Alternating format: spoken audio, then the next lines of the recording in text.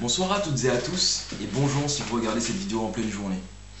Alors aujourd'hui je réalise une vidéo par rapport à une page qui a été publiée par un site qui s'appelle Demotivateur.fr qui prétend, qui a pour but de lancer une espèce de tendance en France que je trouve et que je qualifie de totalement débile, qui s'appelle le dad bod, en gros corps de père, c'est-à-dire le ventre à bière. Donc voilà, l'intitulé c'est ça. Pourquoi les femmes raffolent du dad bod, la nouvelle tendance ventre à bière qui fait fureur aux États-Unis, apportée comme une affirmation. Déjà, pourquoi les femmes raffolent? Donc toutes les femmes raffolent des gros boudins. Génial. La nouvelle tendance, bon, les États-Unis, c'est pas forcément une référence non plus, hein, ça, on peut le voir à différents niveaux. Bref. Alors, avant qu'on me critique et qu'il y ait pas mal de gens qui balancent des commentaires à tout va, etc., je tiens à dire deux choses importantes. Premièrement, je n'attaque en aucun cas les personnes dont l'état de santé ou la génétique font qu'ils sont dans des conditions de corpulence supérieures à la moyenne. Je vous respecte. Parce que je n'ai pas votre vécu, je ne passe pas par ce que vous vivez, je ne me permettrai pas de vous juger à ce niveau-là. On se juge tous, d'accord? Mais à partir du moment où on connaît le vécu de quelqu'un, on voit forcément les choses différemment. Et chacun a ses raisons d'être gros ou pas gros, enfin bref, voilà. Mais vous particulièrement, je vous respecte plus qu'autre chose, sachez-le. Ensuite, les gens qui assument totalement le fait d'être gros et qui ne voient pas le terme gros comme une insulte, bah écoutez, moi je n'ai aucun problème avec ça.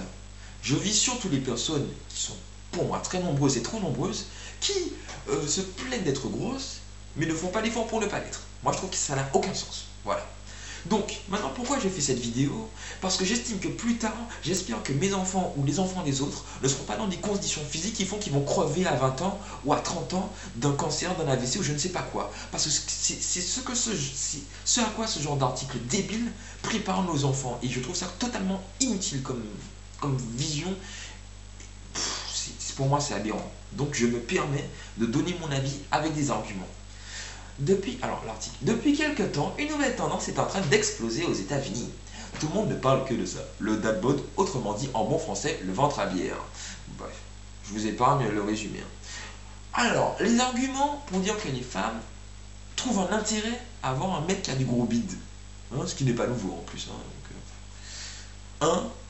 Elles ne sont pas intimidées.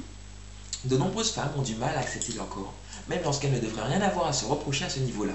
Logique, quand on voit la pression dingue qu'on leur met pour atteindre l'idéal de beauté des magazines de mode, dont les mannequins sont pourtant photoshopés au demeurant.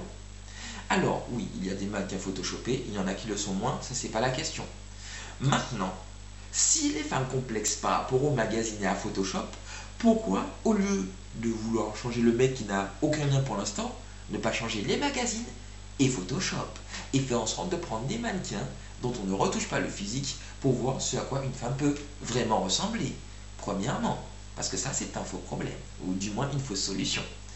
Rien de pire dans ces conditions que de prendre une photo sur la plage en maillot aux côtés d'un mec aux muscles saillants et luisants qui vous fait sentir coupable à cause du dernier cookie que vous avez mangé. Je veux vous poser une question, soyez honnête. À quoi servent les complexes? Parce qu'ils ont une utilité. Les complexes, pour vous répondre, servent à s'améliorer. On ne complexe pas sur des choses qu'on assume totalement. On ne complexe pas quand on est beau, on ne complexe pas quand on est intelligent, on complexe quand on a selon soi un défaut qu'on voudrait améliorer. Donc si vous avez un complexe, c'est que vous avez, selon vous-même, des améliorations à effectuer sur votre physique ou d'autres conditions. Donc arrêtez de trouver des faux prétextes. Ma cocotte, si tu complexes, c'est que tu veux changer. Donc change. Au lieu de toujours dire « j'aimerais bien faire du 38 ou du 32 ». Non, il faut arrêter au bout d'un moment. Soit tu fais du 38 ou du 40 et tu l'assumes, soit tu fais du 40 et tu te changes si tu veux pas. C'est tout, arrêtez de trouver des prétextes. Et vous aussi les mecs.